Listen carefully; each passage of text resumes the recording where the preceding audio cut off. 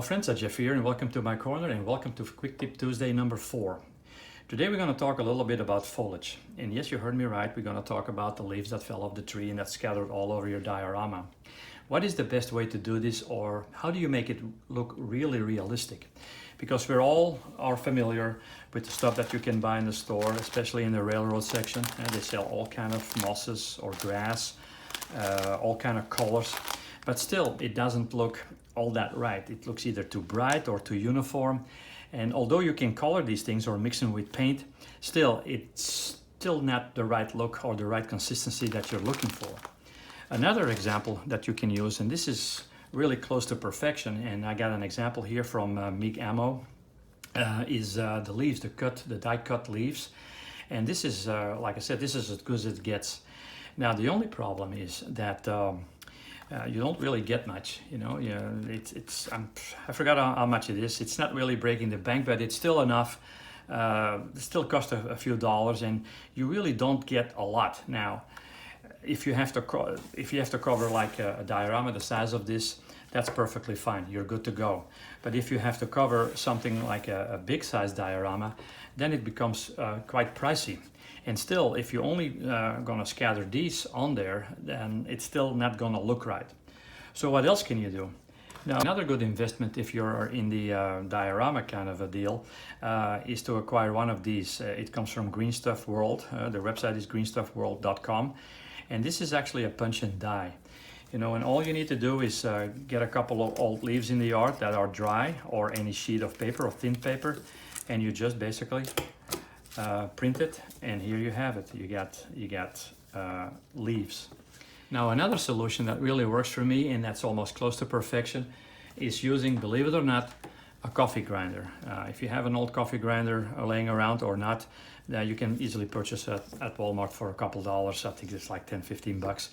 And then you can use that. Now, why a coffee grinder? Well, it's simple, and let me demonstrate this. All you need to do is get some old leaves out of your yard. You know, and I'm talking about maybe some oak leaves if you can find, or maybe you can take your wife on a walk and just gather some leaves around. But the best ways are the thin leaves, the ones that are really, really thin.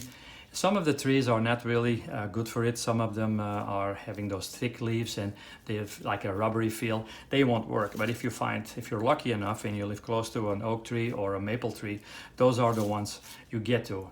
And they have to be absolutely 100% dry, like they almost crumble when you pick them up. So those are the ones that you're looking for. So all you need to do now is put those leaves in the grinder, in the coffee grinder. You stick them in there. Make sure you put enough in there because you want to make sure that it's full and that the grinder can do its job properly, because if you don't put too much in there, then you're under risk that you have to do this procedure over and over again until you get like a fine result. So put this back in here. And let's plug it in. Again, you have to do this a couple times because not all the leaves on the top will go to the bottom. So